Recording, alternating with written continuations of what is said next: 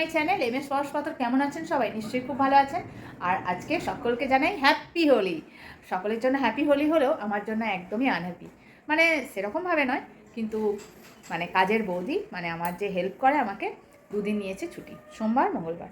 তাহলে সমস্ত কাজের প্রেশার এসে হাজির হয়েছে আমার ওপর। তার উপর আবার বাঙালির কোনো উৎসব মানে খাওয়া দাওয়ার তোড়জোড়। তার মানে বুঝতে পারছেন আমার ওপর কীভাবে প্রেশারটা রয়েছে। তাহলে কী করে আমি হ্যাপি হোলি বলতে পারি? মানে বলতে পারি, কিন্তু হ্যাপি মোটেও আমি নই। এখন আনহ্যাপিতেই আছি, মানে কাজের প্রেশারে রয়েছি।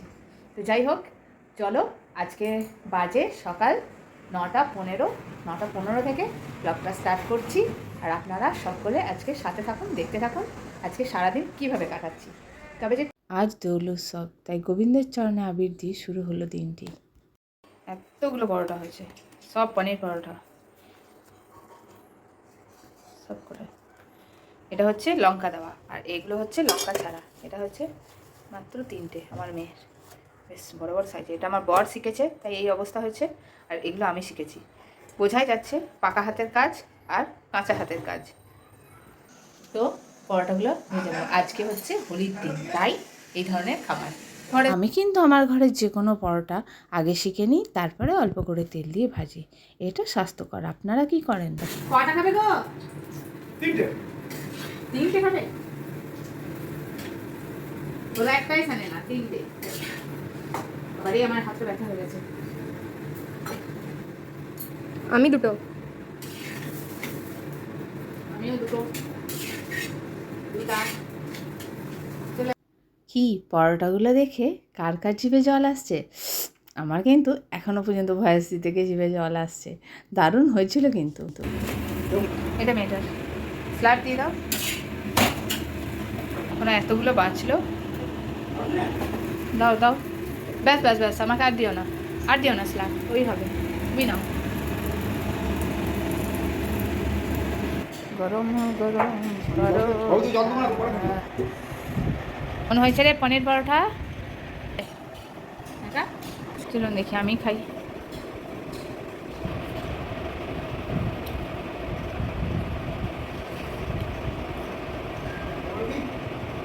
না,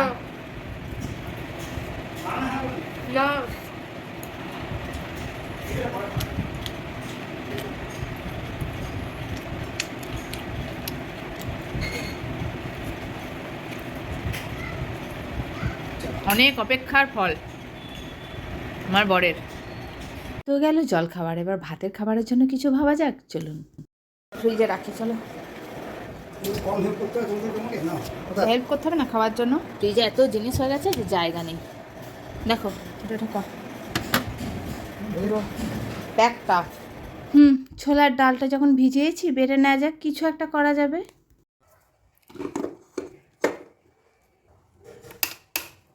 এ কি, মিক্সার গ্রাইন্ডারটা চলছে না কেন? সুইচ তো দেওয়া আছে, কারেন্ট নেই। ও, কারেন্ট নেই। তোর পাপা কি ইয়ে করছে নাকি? মাগো, এই লাইটটা বন্ধ, এই ঘড়িটা বন্ধ হয়ে গেছে।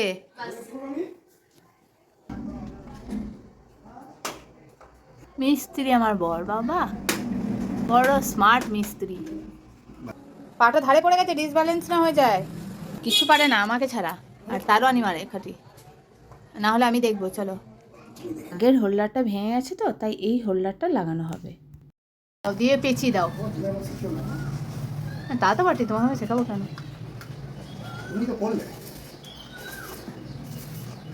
আমি করলাম, আমি বলেছি।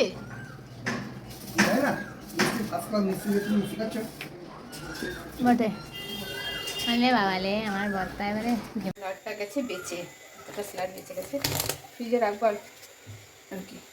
পরোটা খেয়ে জল খাসনি? ওই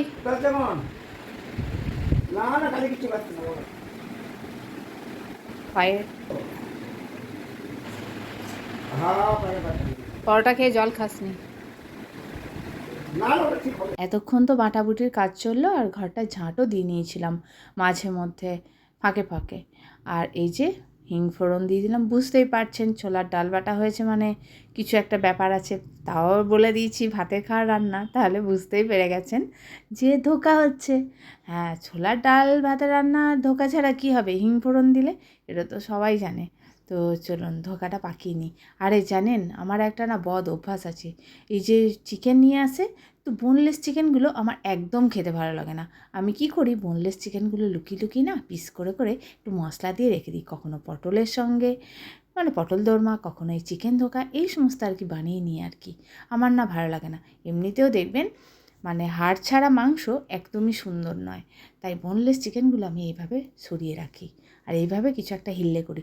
চলুন গল্প করতে করতে ধোকাটা হয়ে গেল। এবার গরম গরমে কেটে এটাকে ঠান্ডা করতে দিয়ে দিলাম আর চলে এলাম ঘর মুছতে। ওই যে ঘর ঝাঁট দেওয়া হয়ে গেছিলো, এবার ঘর মোছার কাজটা সেরে নিই, তারপরে বাকি রান্নাটা করব। মানে পকোড়াটাও ঠান্ডা হয়ে যাবে, তারপরে ভাজা করে তারপরে রান্নাটা করব। কি করব বলুন, বৌদির কাজটা এইভাবেই সামলালাম। হয়েছে পকোড়া ভাজতে চলে এসেছি। পকোড়াগুলো ভাজতে ভাজতে বললে বিশ্বাস করবেন না, আমার মেয়ে আর বর ভাজাতেই খেয়ে নেয় অনেকটা, এত সুন্দর লাগে খেতে। প্লিজ আপনারা একবার বানিয়ে খাবেন আর আমাকে কিন্তু কমেন্টসে জানাবেন কেমন লাগলো। দারুণ হয় কিন্তু, আমি খেতে ভালোবাসি না কিন্তু এইটা দারুণ লাগে খেতে। হ্যাঁ, স্নান টান সেরে একটু আবির পায়ে দিয়ে, হ্যাঁ প্রথমে ভগবানকেই দিতে হয়, রাধা গোবিন্দ শিব সবাইকে অল্প অল্প করে দে। ঘরের এই সমস্ত কিছু মেয়েরা শেখে মূলত মায়ের কাছ থেকেই। ওপরে সবাইকে দিবি। মা গো, যখন আমি হাজার কাজের মধ্যে এত ব্যস্ত, তখন দেখি বান্ধবীর ফোনের পর ফোন, ফোনের পর ফোন। কি বান্ধবী পাঠিয়েছে পার্সেল, চলুন দেখি খুলে কি আছে এতে। আচ্ছা বলুন তো, কাগজের মোড়কে ওই যে ঝুনঝুন করে বাজলো, ওটা কি বুঝলেন? আরে বান্ধবী পাঠিয়েছে দই বড়া, আর ওটা ছিল সেও। সমস্ত ব্যবস্থা করে পাঠিয়েছে, শুধুমাত্র আমার বর যাবে না খেতে। আমরা তো ওর বাড়িতে সন্ধ্যাবেলায় যাচ্ছি, দই বড়া, লুচি, ঘুগনি, কত কি। বান্ধবীটা আমার একদম পাগল আছে ও। চলুন, অনেক এইসব করতে করতে দেরি হয়ে গেল, এরপর যাই সবজিটা বানিয়ে ফেলি। ফাইনালি সবজি বানানো হয়ে গেল, আর খানিকগুলো পকোড়া বেঁচে গেছে, ভাবছি ওকেই দেবো, সন্ধেবেলায় নিয়ে যাবো এটা। মিথ্যা বলবো না, পোস্তটা হচ্ছে কালকেকার, ডাঁটা আলু পোস্ত। এটা হচ্ছে বেগুন আলু উচ্ছে দিয়ে একটু ভাজা ভাজা করে, ভাজা মশলা দিয়ে, বেশ খেতে ভালো লাগে। এরপর চলে এলাম বৌদির করা আরেকটি কাজে, যেখানে একদম এটা আমার লাস্ট কাজ। এটা করেই আমি যাব স্নানে।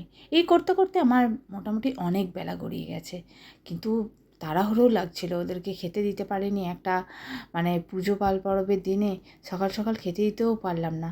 যাই হোক, খাওয়া দাওয়া সেরে বিকালবেলা দেখি আমার মেয়ের বান্ধবী এসছে। মেয়ে তো ভীষণ খুশি, ওকে দেখে লাফায় আর কি, মানে প্রচণ্ড খুশি।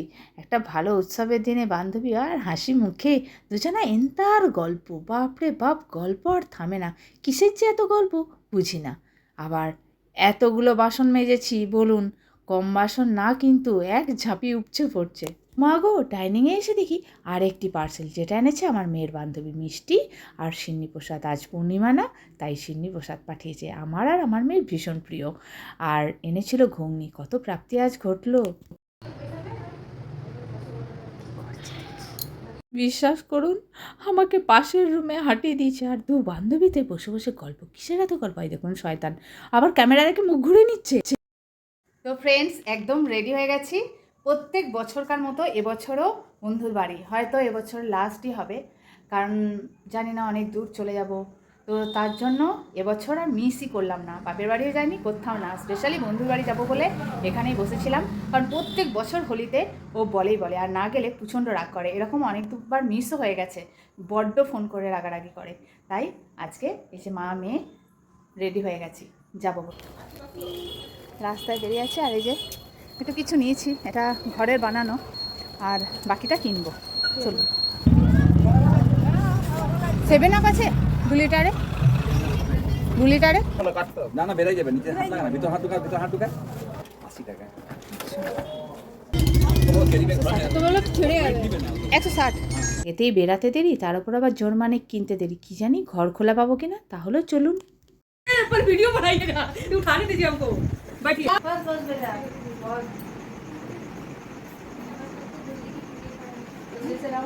गए घूमने, चक्कर मार रहा है। हमको लगाइए आप। हमको लगा ही ना। अच्छा नहीं लगाई। हैप्पी होली। और क्या बस अब हो गया। कुछ चाहिए कुछ नहीं कुछ थोड़ा सा नहीं चाहिए मेरा पेट ভালো রেজাল্ট তোদের ওটাই ওটাই ওটাই ওটাই बस बस किचन में नहीं इधर आओ किचन में नहीं खाना बना है ना।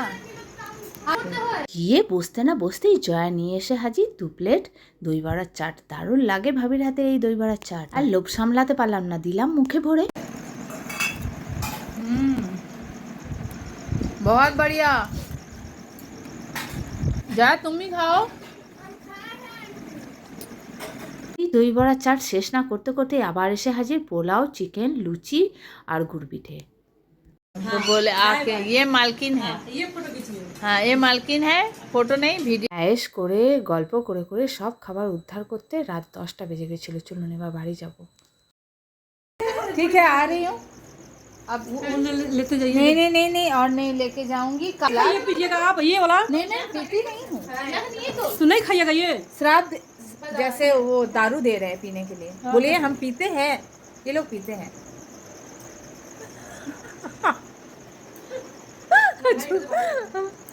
जैकेट से छोड़ कर आता हूँ। नहीं और नहीं। তো ফ্রেন্ডস খাওয়া দাওয়া সেরে চলে এসেছি ঘর। আর আজকের মতো ভিডিও এখানেই, আবার দেখা হচ্ছে পরের ভিডিওয়ে। তো প্লিজ সাবস্ক্রাইব করতে ভুলবেন না। আর আজকের মতো বিদায় নিচ্ছি।